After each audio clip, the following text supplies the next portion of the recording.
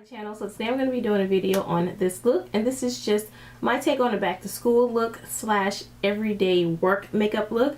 This look is going to be very quick because I wanted to make this look something that, you know, it looks like you spent a lot of time on but you really didn't, so you get a really nice fresh face and, you know, you're out the door. So this look was very easy to create, and I want to thank Morphe so much for sending me this Brunches and Babes palette. So this is a palette that I will be using in today's video, and this is the only palette that I used.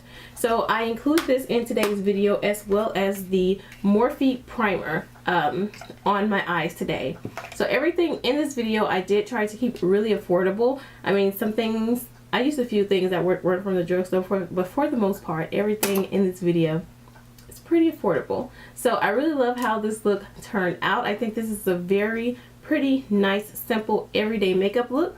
And yeah, all the products that I use will be in the description box down below. So this is a get ready with me. So I won't be talking through the video, but I will list every single product that I use on my face in the video. Don't forget to like, comment, and subscribe for more videos from me. And if you'd like to see how I created this look, then keep on watching.